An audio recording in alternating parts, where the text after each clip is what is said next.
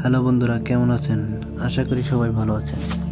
আমি আজকে আপনাদের সামনে আরও একটি গল্প নিয়ে হাজির হয়েছি। গল্পটির নাম একজন মা ও 3টি খেজুর। একদিন এক গরিব মহিলা তার 2টি সন্তান বাচ্চাকে নিয়ে রাসূল সাল্লাল্লাহু আলাইহি সাল্লামের দরবারে এলেন।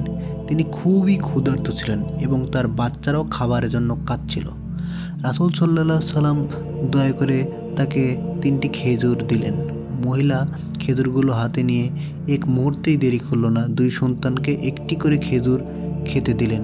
যখন তিনি 3য় খেজুরটি নিজের জন্য মুখে দিতে গেলেন, তখনই দেখলেন তার 2 বাচ্চা ক্ষুধার্ত দৃষ্টিতে তাকিয়ে আছে। মা এই মুহূর্তে চিন্তা না করে সেই খেজুরটি মাঝখানে রেখে ভাগ করে 2 সন্তানের মুখে তুলে দিলেন এবং নিজে না খেয়ে হাসলেন।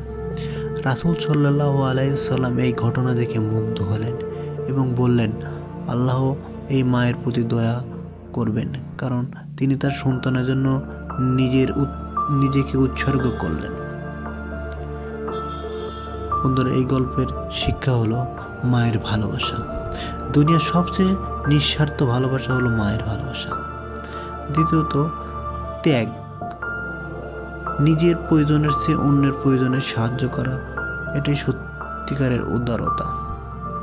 তৃতীয়, দয়া, প্রতিদান।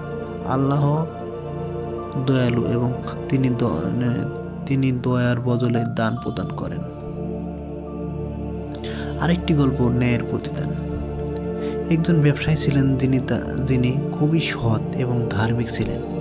একদিন এক দরিদ্র লোক তার কাছে এলো এবং কিছু খাবারের জন্য ধার চাইল।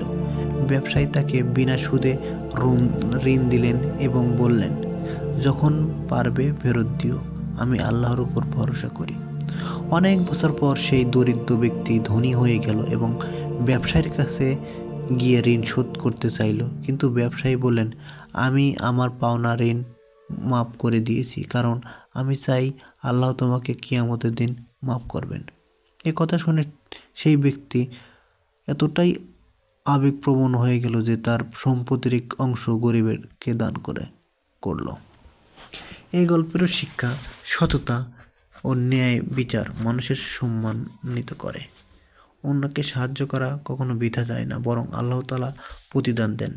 আল্লাহর উপর ভরসা করলে তিনি সব কিছুই সহজ করে দেন। ধন্যবাদ সবাইকে আমার এই গল্পটি শোনার জন্যে।